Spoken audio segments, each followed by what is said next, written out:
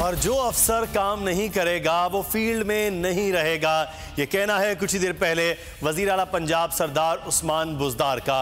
और अब एक जानिब ये बात हो रही है कि वफाक के अंदर शायद कुछ वजारतों की तब्दीली, लेकिन उससे ज़्यादा बाज़गश्त थी कि पंजाब के अंदर जो हायर ब्यूरोक्रेसी है उसको तब्दील करना ज़रूरी है।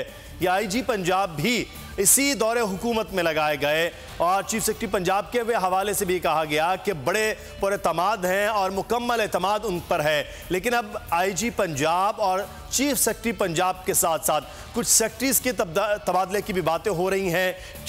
क्योंकि कहा जा रहा है कि उनकी कहीं ना कहीं वफादारियां साबिका हुकूमत के साथ थीं और यही सबसे बड़ी रुकावट हो रही है।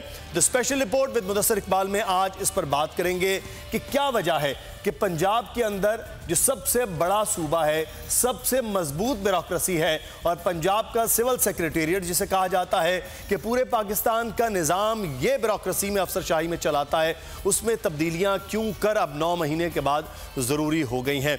ब्यूरो चीफ लाहौर सीनियर सहाफ़ी बाबर डोगर साहब हमारे साथ मौजूद हैं। बाबर डोगर साहब, आपके तो सहाफ़त का शायद 80 से 90% हिस्सा ही सेक्रेटेरिएट के अंदर होने वाली अफसरशाही की पॉलिटिक्स और 90 क्लब के दरमियान होने वाले रिश्ते के दरमियान ही गुजरा है। ये अब एहसास हो रहा है कि अफसरशाही इतनी मजबूत है कि वो कहा नहीं मान रही है वज़ीर आला का, वज़रा का, या मामला कुछ और है कि बड़े पैमाने पर अब तब्दीलियों की बाज़गश्त है। मुदस्सिर, ये बात पिछले 6-8 महीने से ये चल रही थी कि पंजाब में जो एडमिनिस्ट्रेशन है वो बहुत वीक है। पंजाब वो सूबा था जो पाकिस्तान भर में एडमिनिस्ट्रेटिवली सबसे मजबूत सूबा था। यहाँ पर गवर्नेंस सबसे बेहतर थी, गवर्नमेंट की रिट बड़ी मजबूत हुआ करती थी, चाहे आप रिलाई का टेन्योर ले लें, चाहे शहबाज शरीफ के 10 साल ले लें। ब्यूरोक्रेसी जो थी वो बड़ी तगड़ी थी, मजबूत थी, गवर्नेंस बहुत बेहतर थी अगर हम उसका मुकाबला दूसरे सूबों से करें।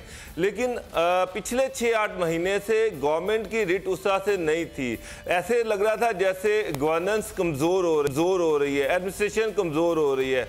जो फाइल CM सेक्रेटरीट जाती थी वो वापस ही नहीं आती थी।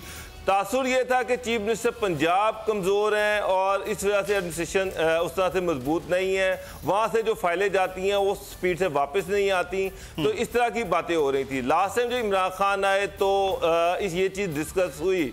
इमरान खान खासे कंसर्न्ड हैं पंजाब में एडमिनिस्ट्रेशन के हवाले से। उन्होंने इस सिलसिले में काफ़ी मीटिंग भी की और एक ये भी तासुर जा रहा था कि खासे ऐसे सेक्रेटरीज हैं इस वक्त भी पंजाब गवर्नमेंट में जिनकी बहरहाल किसी न किसी तरीके से लॉयल्टीज जो है वो शरीफ फैमिली के साथ अभी भी हैं।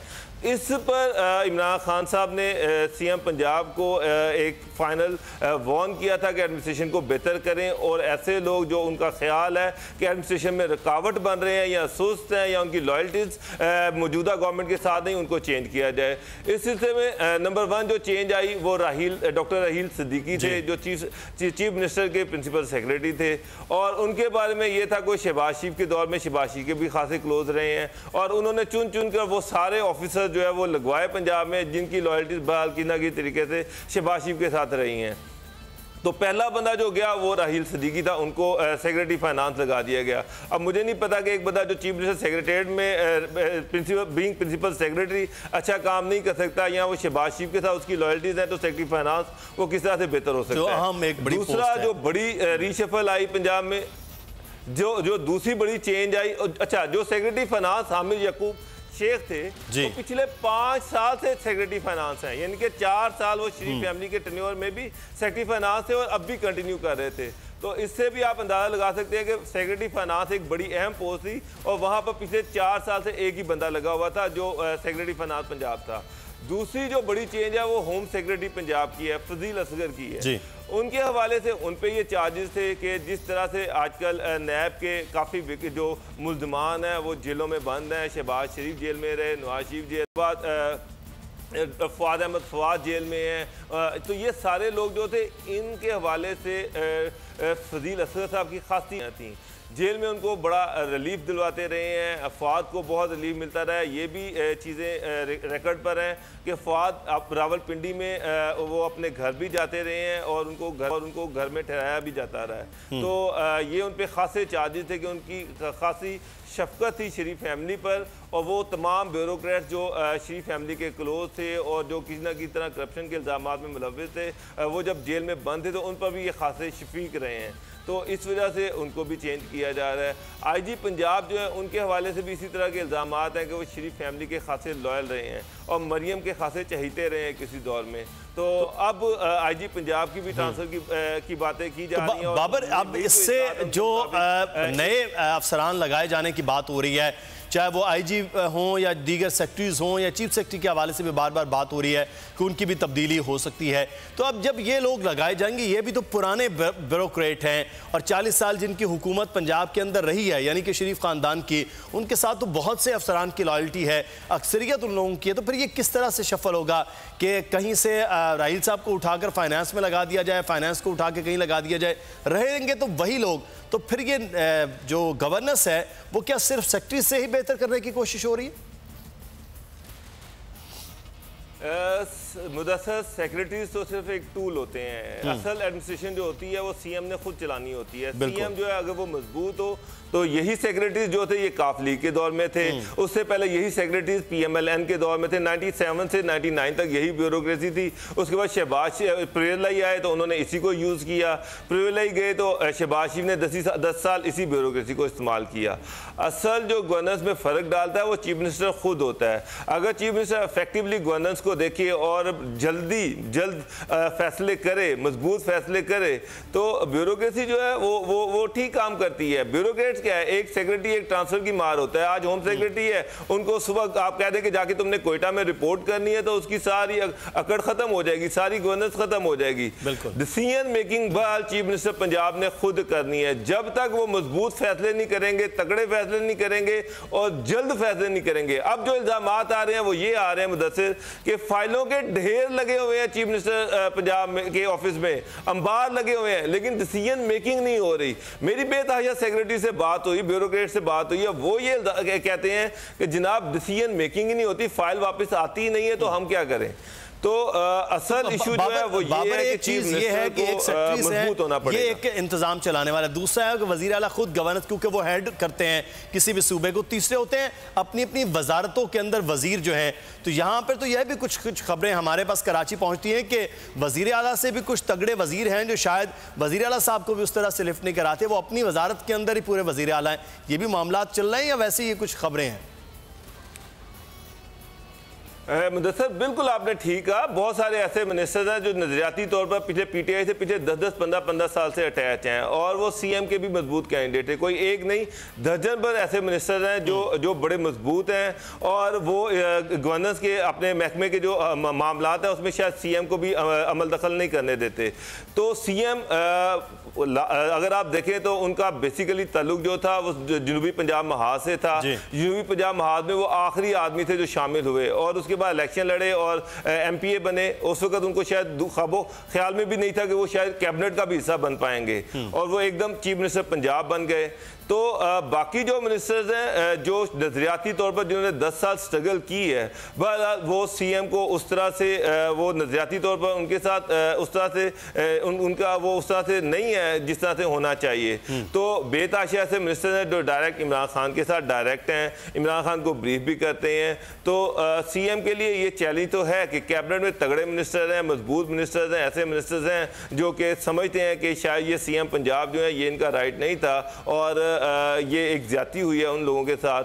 तो मैं नाम नहीं लूंगा, काफी लोग हैं जो शायद सीएम की रिट को उस तरह से नहीं मानते। सही, बिल्कुल, ये आप नाम लेने की जरूरत नहीं, बहुत सारे लोगों को पता है और चंद दिन के बाद ये चीज़ें सामने भी आना शुरू हो जाएंगी कि जून के बजट के बाद कुछ ऐसी चीज़ें। और अभी भी जैसे लोग हैं जो लाहौर में इस वक्त तमाम तर चीज़ों से जुड़े हुए हैं, या जो सियासत से, सहाफ़त से जुड़े हैं, उनको मालूम है कि कहाँ कहाँ किस किस मिनिस्ट्री के अंदर कौन कितना ताकतवर हो रहा है, जो वज़ीर आला से भी ज़्यादा ताकतवर है।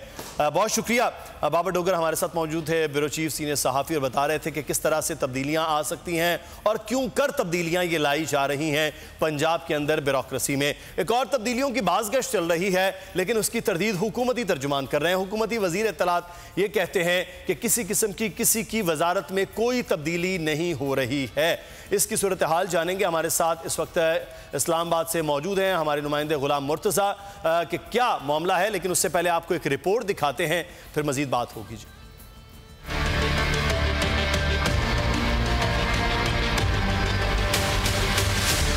वफाकी काबीना के 25 वजीर, 5 वज़राए मुमलिकत और वजीर का दर्जा रखने वाले 4 मुशीर भी इंसाफी हुकूमत को कम पड़ गए। वजीर आज़म इमरान खान ने कारकर्दगी की बिना पर वजारत खजाना, दाखिला और पेट्रोलियम के वज़रा के कलमदान में रद्द बदल का फैसला कर लिया। वजीर खजाना असद उमर को खजाने की वजारत से हटाकर वजारत पेट्रोलियम दिए जाने का फैसला कर लिया गया। वजीर मुमलिकत बराए दाखिला शहरियार आफरीदी की जगह एजाज शाह को जिम्मेदारियां देने का फैसला किया गया। वफाकी काबीना में रद्दोबदल बजट पेश करने के बाद की जाएगी। वफाकी वजीर इत्तलात ने इत्तलात की तरदीद करते हुए कहा कि वज़रा को तब्दील करना वजीर आज़म का सवाबदीदी इख्तियार है।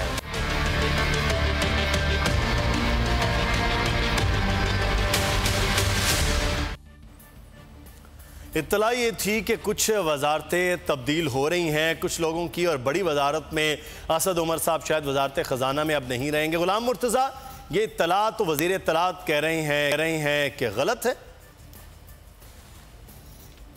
जी, वज़ीर इत्तलात व नशरियात को भी बहुत से ऐसे मामलात हैं जिनका उन्हें इल्म नहीं होता, मतलब उनको भी इत्तला नहीं होती है, बहुत से इत्तलात की होती हैं। जी बिल्कुल ऐसी बात है। और कुछ फ़ैसले, क्योंकि बहुत से लोग ऐसे हैं जो वहाँ वज़ीर आज़म के सामने बातचीत में हिस्सा लेते हैं, या उनके सामने अगर कोई बात होती है तो फिर दीगर वज़रा को वो कान भरते हैं आके।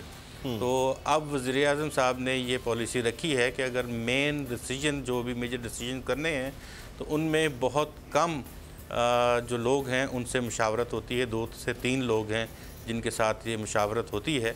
उन्हीं की ये ख़बर है जिसमें उन्होंने ये बताया है कि सबसे पहले तो वज़ीर पेट्रोलियम गुलाम सरवर ख़ान, उनकी कारकर्दगी की रिपोर्ट जो उन्हें दी गई है वो बिल्कुल ज़ीरो है। इवन के एक रिपोर्ट के कोट अनकोट 1-2 जुमले ये हैं कि उन्हें मेजर इश्यूज़ का ही अंदाज़ा नहीं है कि उनकी वजारत के मेजर इश्यूज़ क्या हैं। और इतनी बड़ी वजारत है वजारत पेट्रोलियम कि अगर सिर्फ वजारत पेट्रोलियम चाहे तो मुल्क के आधे ख़जाने को, आधे महसूलात को वही चला सकती है, लेकिन उन्हें वो इस्तेदाद नहीं रखते।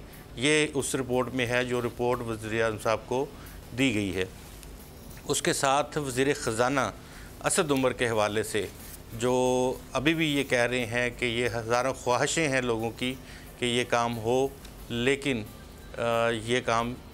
उन्होंने तरदीद भी नहीं की। उन्होंने कहा कि हज़ारों ख्वाहिशें ऐसी कि हर ख्वाहिश पे दम निकले, और वो जवाब दिए बगैर सेनेट की कौमी असम्बली की कायमा कमेटी थी, उसमें अभी मैं उधर से सीधा आ रहा हूँ, वहाँ उनके साथ बात हुई तो उसमें ये कहा उन्होंने।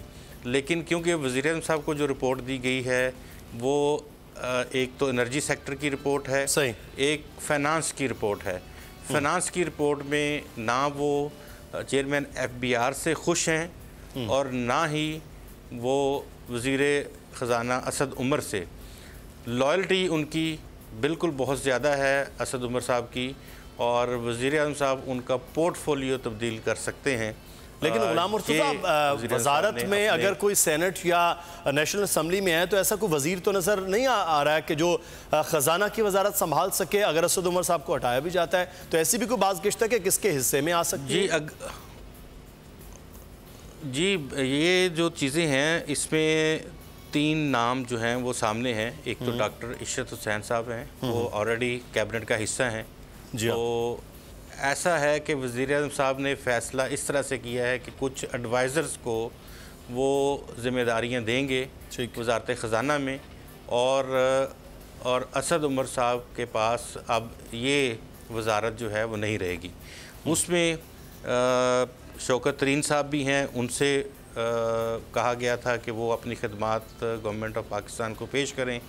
उनके साथ साथ जो तीसरे शख्स हैं उन्हें भी रब्ता किया गया है, वो रज़ाक दाऊद साहब हैं कि उनकी वजारत की कारकर्दगी इंतहाई शानदार रही है। सही उनसे कहा गया था, लेकिन वो जो हमारे ज़राए हैं उसके मुताबिक उन्होंने माजरत की है कि मैं जो टेक्सटाइल सेक्टर और दीगर जो सेक्टर तजारत को मैं देख रहा हूँ, ठीक, तो ये काफ़ी है।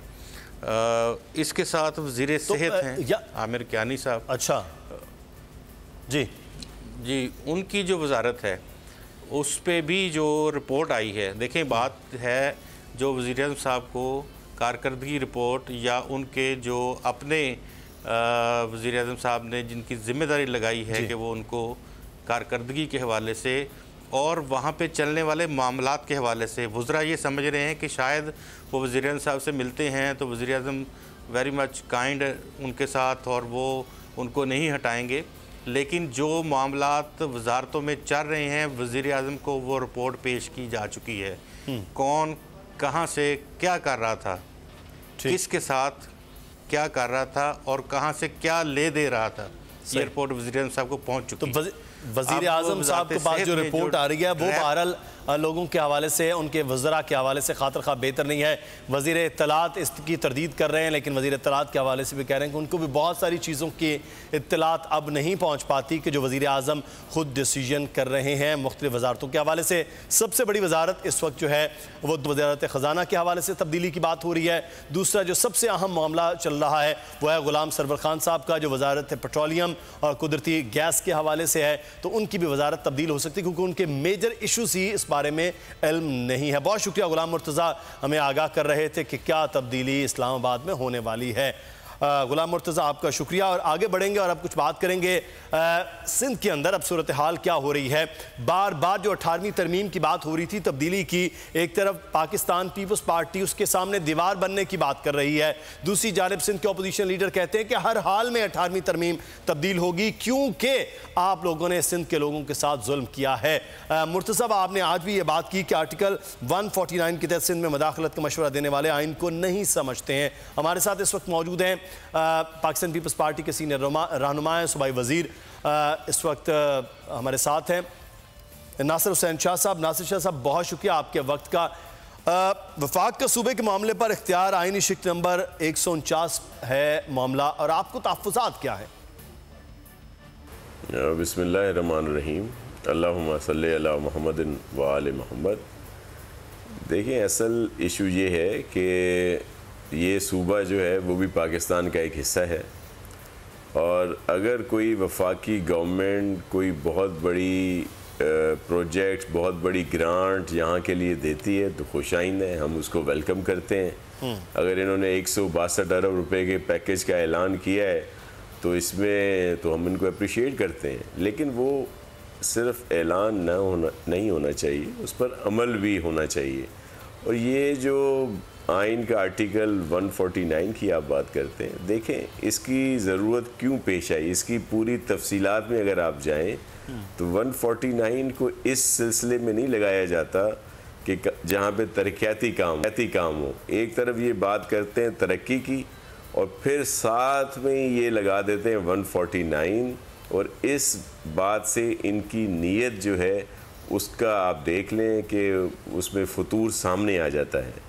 और हम तो ये कहते हैं कि आएँ प्रोजेक्ट करें, कराची के लिए करें, और ना सिर्फ कराची बल्कि कराची भी सिंध का हिस्सा है, लेकिन सिंध के दीगर हिस्सों में भी पैकेज जो है वो अनाउंस करें और वहाँ पे भी तरक्याती काम करें। बहुत बड़ी ज़रूरत है इस बात की, लेकिन ये इन पे हमें ज़रूर एतराज़ है क्योंकि ये इनकी नीयत का फतूर है। और मैं बड़ी माजरत के साथ, मैं तो बहुत आपको वफाकी हुकूमत का ये फतूर लग रहा है 149 का मामला, इस पर शाह साहब मजीद भी बात करते हैं। हमें यहाँ पर नाज़रीन एक ब्रेक लेना है, ब्रेक के बाद वापस आएंगे, फिर बात करेंगे कराची की तरक्याती प्रोग्राम के हवाले से बड़े तहफ़्फ़ुज़ात हैं, वफाकी हुकूमत को इस हवाले से बात होगी। हमारे साथ रहिए।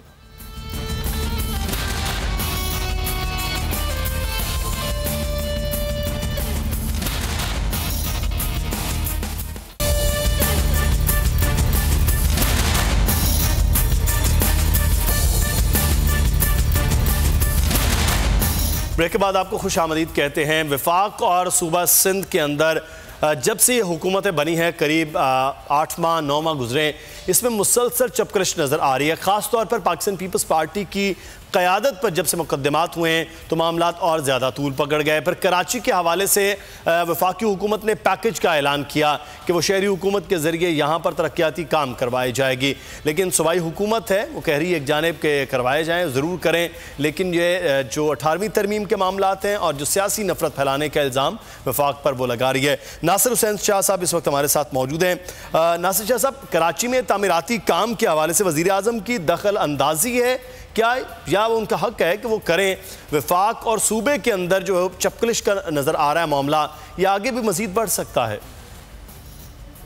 देखें, अगर तामीराती काम, तरक्याती काम जिस तरह पहले दूसरी सूबों में भी होते आए हैं यहाँ भी होंगे तो उसमें क्या तनाज़ा होगा? कोई तनाज़ा नहीं होगा। मैं पहले भी कह चुका हूँ कि अगर कोई वफाकी गवर्नमेंट की तरफ से कोई प्रोजेक्ट आता है, कोई दीगर चीज़ें हैं, तो हम उनको वेलकम करेंगे, अप्रिशिएट करेंगे। लेकिन ये जो कभी 149 की बात की जाती है, कभी और दूसरी बेतुकी बातें की जाती हैं, वो मुनासिब नहीं है। बाकी आएँ, काम करें, पहले भी होते रहे। चाहे गवर्नमेंट PMLN की थी, यहाँ पे पीपल्स पार्टी की गवर्नमेंट थी, हालांकि उनके भी रस्मी ऐलानात ही होते थे, उन पर अमल नहीं होता था। इवन ये जो ऑपरेशन हुआ लॉ एंड ऑर्डर का, कराची ऑपरेशन, इसमें भी उन्होंने आधे अखराजात की बात की थी वफाकी गवर्नमेंट ने, PMLN वालों ने, उन्होंने 1 रुपया नहीं दिया। लेकिन उसके बावजूद उनका, अगर ये कराची में जो मास ट्रांजिट का एक प्रोजेक्ट जो है ग्रीन लाइन का, तो उसमें तो हमने उन्हें फुल सपोर्ट की, कहीं उनको डिस्टर्ब नहीं किया। इसी तरह उसी पैटर्न पर, उस पर अगर कोई प्रोजेक्ट यहाँ पे आता है तो हमें तो कोई इस पर एतराज़ नहीं। अच्छा शाह साहब, एक चीज़ जो है वो बार बार वज़ीर आज़म कहते हैं कि मनी लॉन्ड्रिंग के हवाले से, मनी लॉन्ड्रिंग करने वालों से जब पूछा जाता है तो वो गुस्सा हो जाते हैं। ये क्यों बार बार वज़ीर आज़म कह रहे हैं? और गुस्सा होने की बात है तो वो आपकी क़यादत, आपकी जमात के हवाले से इशारा होता है? देखिए, मनी लॉन्ड्रिंग बहुत मायूब बात है, करप्शन बिल्कुल मायूब बात है, उस पर एक्शन होना चाहिए। जो उसमें मुलविस हैं उनको सख्त सज़ाएं देनी चाहिए, लेकिन किरदार कशी नहीं करनी चाहिए। हम ये तो वज़ीर आज़म साहब ये बात करते हैं, लेकिन जब भी अवाम या कोई भी उनसे ये पूछता है कि आपने इतने अरसे में पाकिस्तान की मईशत को तबाह करके रख दिया, आपने इतनी महंगाई करके रख दी, आपने कशकोल तोड़ने का वायदा किया था, आपका कशकोल दर दर जा रहा है। आप कहते थे IMF चुड़ैल है, आज IMF आपको मिस वर्ल्ड लगती है। आप कहते थे कि किसी को सवाबदीदी फ़ंड नहीं दिए जाएंगे, लेकिन ये सारी बातें अपनी जगह पे। लेकिन जो मईशत का बुरा हाल है, जो महंगाई इतनी ज़्यादा हो गई है, लोग उनकी ज़िंदगी अजरन हो गई है, रोज़मर्रा की जो अशियाँ हैं खुर्द व नोश की, वो उनकी कीमतें आप देख लें, बिजली के बिल देख लें, गैस की सूरत हाल देख लें, दीगर चीज़ें देख लें। जब भी कोई इस तरह की बात PTI की गवर्नमेंट के साथ की जाती है तो वो एकदम मनी लॉन्ड्रिंग पे आ जाते हैं, NRO पे आ जाते हैं, एहतसाब पे आ जाते हैं। भाई किसने कहा है कि आप NRO, किसने मांगा है आपसे? और किसने कहा है कि आप एहतसाब बंद करें? लेकिन एहतसाब सिलेक्टेड नज़र नहीं आना चाहिए, विक्टिमाइजेशन नज़र नहीं आनी चाहिए। क्या बात है कि जब नैब के इदारे सबको तो बुलाते हैं, उसके साथ साथ अलीमा आपा को नहीं बुलाते। अब एक दूसरी आपा भी सामने आ गई हैं, उनके भी कुछ एसेट्स बाहर नज़र आए हैं। तो क्या जो खान साहब की फैमिली है वो इन सारी चीज़ों से बरी इल्ज़ाम है? या जो PTI के दीगर बहुत सारे ऐसे लोग हैं, वफाकी वज़रा हैं, अच्छी जगहों पे बैठे हैं, उनके बहुत पहले केसेस थे, उन पर तो कोई पेशरफ नहीं होती। तो ये जो एक सामने नज़र आता है कि ये विक्टिमाइजेशन नहीं होनी चाहिए, एहतसाब बिल्कुल होना चाहिए, करप्शन के ख़िलाफ़ एक्शन होना चाहिए, लेकिन सिर्फ सिलेक्टेड नहीं हो। और ये ज़्यादा बेहतर होता है कि जो हुकूमत वक्त हो, अगर वो उन लोगों को पहले उन पर एक्शन ले जो उनके साथ हैं, तो सबको नज़र आता है कि जी बिल्कुल सही कह रहे हैं। रही पीपल्स पार्टी की बात, तो पीपल्स पार्टी के लिए कोई नई बातें नहीं है केसेस। ये उनके किरदार कशी के लिए झूठी, मन गढ़ंत, फैब्रिकेटेड कहानियाँ, JITयाँ ये बहुत शुरू से आ रही हैं और हम लोग फेस कर रहे हैं। और इंशाल्लाह सबको नज़र आ जाएगा कि जो सामने आ जाएगी सारी चीज़ें, तो इसमें दो राय नहीं है। लेकिन ये PTI वालों से जब बात करो तो वो डाइवर्ट कर देते हैं हर बात को, अपनी परफॉर्मेंस की बात नहीं करते, वो एक ही बात करते हैं जी एहतसाब ये वो, तो किसने रोका है इनको? लेकिन अपनी परफॉर्मेंस तो बताएं, लोगों की जीना दोपहर हो गया। ये आप पर इल्ज़ाम है, इन पर सवाल करते हैं, आपका भी सवाल हक है, वो इल्ज़ाम लगा रहे हैं तो उन्हें साबित भी करना है।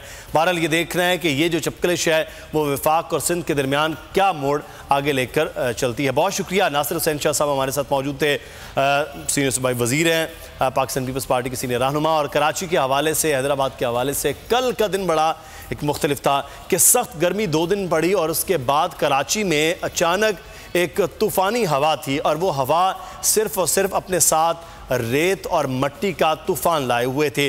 पेशीन गोई थी कि कराची में बारिशें हो सकती हैं, यानी कि आज शाम में और कल सोमवार की शाम और कल बारिशें, लेकिन बारिशों से पहले इतवार की रात मट्टी और गर्द का जो तूफ़ान था उसके बाद जो सूरत हाल थी वो भी खासी पेचीदा थी। सईदा ज़ीनत कराची के मौसम के हवाले से हमें बताएंगी। सईदा ज़ीनत, आज भी हवा बहरहाल चल रही है, लेकिन रात भर ये तूफ़ान गर्द का रहा है, अब महकमा मौसमियात मज़ीद क्या बता रहा है? बिल्कुल, कराची का मौसम इस टाइम औसम है, और इस औसम से मौसम को कराची वाले तो रात गए से एंजॉय कर ही रहे हैं, क्योंकि गर्द आलूद हवाओं का सिलसिला है वो अभी तक थमा नहीं है। मौसमियात का कहना है कि अप्रैल के माह में ऐसा बहुत कम होता है कि इस तरह की सिचुएशन जो है वो इन्वायरमेंट में चेंज आए और इस तरह से गर्द आलूद हवाओं का जो सिलसिला है वो शुरू हो। महकमा मौसमियात ने यह भी नवीस सुनाई है कि कराची वाले बारिश से मुस्तफ़ीद होंगे और ये सिलसिला आइंदा 1 से 2 रोज़ तक किसी तरह जारी रहेगा। कराची वाले जो हैं वो खासा इंजॉय कर रहे हैं इस मौसम को, लेकिन गर्द आलूद हवाओं से मुख्तलिफ वाक़यात और हादसात भी रोनुमा हुए हैं। कुछ जो मीटर पर आर की रफ्तार से हवाएं चल रही हैं, जबकि 26 से 28 डिग्री सेल्सियस तो जो है वो टेम्परेचर है।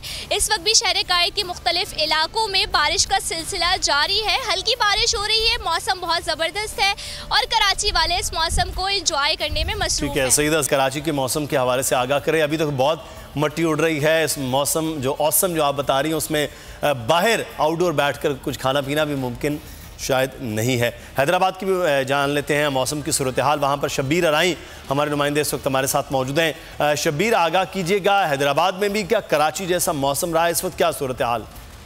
हैदराबाद में शदीद गर्मी के बाद हवाओं का राज चल पड़ा है। काफ़ी अरसे से शदीद गर्मी की लहर थी, जिसकी वजह से लोग बहुत परेशान थे। आज सुबह से हवाओं का राज चल पड़ा है, तेज़ हवा के साथ, आंधी के साथ जो है मट्टी का तूफान चल पड़ा है, जिसकी वजह से शहरी सख्त परेशानी में मुब्तला हो गए थे। ट्रैफिक का जो निज़ाम है वो दरम बरम हो गया था। मैं आपको बताता चलूँ कि महकमा मौसमियात की जानिब से हैदराबाद का आज का जो दर्जा हरारत है वो 32 डिग्री सेंटीग्रेड है, जबकि हवा में जो नमी का मिकदार है वो 28% है। उसके अलावा मैं आपको बताता चलूँ कि ये जो तेज़ हवाओं का सिलसिला सुबह से 3 घंटे तक चला है, इससे हेस्को के 11 जो पोल्स हैं 11,000 वाट के वो गिर गए हैं, जिसकी वजह से काफ़ी एरियाज़ जो हैं उनमें बिजली की फराहमी जो है वो भी मुअत्तल हो गई है। उसके अलावा शहर के मुख्तलिफ एरियाज़ में ख़ास तौर पर जो मोटरसाइकिल सवार थे उनको आंधी ने जो है ट्रैफिक की वजह से काफ़ी उनको मुश्किलात का सामना करना पड़ा। उसके बाद अभी थोड़ी देर पहले जो है वो हवा की रफ्तार में कमी आ गई है और पूरे आसमान पे जो है बादल छा गए हैं। अभी जो बूंदाबांदी जो है उसका सिलसिला भी शुरू हो चुका है, जिसके बायस शहर का जो मौसम है वो खासा खुशगवार। बहुत शुक्रिया शब्बीर अराई, हमें तफसीलात से हैदराबाद के मौसम से आगाह कर रहे थे। सईदा ज़ीनत कराची के मौसम से हमें आगाह कर रही थी। आप दोनों अहबाब का बहुत शुक्रिया। आप देख रहे हैं कि महकमा मौसमियात ने जो पेशन गोई की वो कराची में बारिश की सूरत में हैदराबाद में आज और कल में कब और कैसे बरसती है। आगे बढ़ेंगे। आपने कहावत तो यकीनन सुनी होगी कि चोरी और फिर सीना जोरी, लेकिन इस कहावत की अमली सूरत हम आपको दिखाते हैं कि भारत के अंदर पाकिस्तानी मारूफ सिंगर साहिर अली बग्गा का जो मारूफ गाना हर दिल की आवाज़ पाकिस्तान जिंदाबाद, उसकी नकल की गई। नकल के लिए 2 चीज़ें बड़ी अहम होती हैं, एक तो आपका टैलेंटेड होना, आपकी आवाज़ का अच्छा होना, और कुछ चीज़ों का बेहतर होना, यानी कि शायरी में मैं बता रहा हूँ कि वो भी होना, हूबहू आप नकल कर रहे हैं, उसके बाद सीना जोरी कर रहे हैं और ये कह रहे हैं कि मुझे बड़ी खुशी हुई कि पाकिस्तानी टेलीविज़न ने मेरा गाना भी ये दिखाया है और ये कहा कि ये मेरा गाना है। हुआ क्या है वो आपको पहले एक वीडियो में दिखाते हैं, फिर इस पर मज़ीद बात होती है। जी,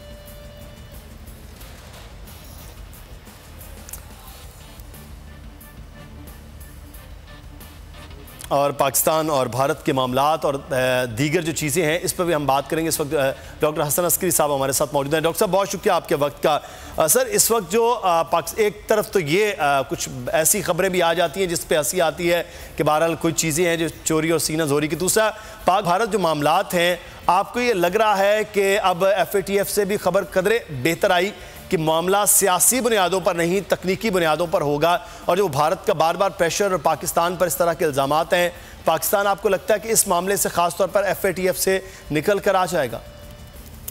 देखिए, पाकिस्तान की तो कोशिश यही है कि जो पाकिस्तान पे के शिकायत पैदा हुई हैं बहुत सी दुरुस्त नहीं है, लेकिन नयात हैं, उनको पाकिस्तान एड्रेस कर रहा है। पाकिस्तान ने अपने कवानीन में भी तब्दीली की है जिसके मुतालिक FATF को बताया गया है। तो हम यही उम्मीद करते हैं कि पाकिस्तान जो है उन तमाम मामलात को एड्रेस कर लेगा जिसकी वजह से ये FATF ने ये पाकिस्तान के लिए एक मसला जो है वो खड़ा किया था। उसके लिए अभी पाकिस्तान के पास टाइम है जिसमें वो अपने जो सिस्टम में वो तमाम बेहतरियां कर रहा है जो कि इस मकसद के हसूल के लिए ज़रूरी हैं। सही है डॉक्टर साहब, बहुत शुक्रिया सर, आपकी माहिराना राय शामिल हुई, क्योंकि आज वज़ीर ख़ज़ाना ने यह बात की कि FATF के से उनकी और बहुत हौसला अफजा ये मुलाकात है। और पाकिस्तान के जो FATF के मामलात जो ग्रे लिस्ट में डालने की बातें बार बार हो रही हैं, पाकिस्तान अगर अपनी पूरी कोशिश करे तो इस सारे मामलात से पाकिस्तान निकल सकता है, क्योंकि इसका बराह रास्त ताल्लुक भी वर्ल्ड बैंक और IMF के जो पैकेजेस हैं उनके साथ जुड़ा होता है। मुदस्सर इकबाल को इजाज़त दीजिए, कल फिर से हाजिर होंगे कुछ खबरों तबसरों तज्जियों के साथ। अल्लाह हाफ़िज़।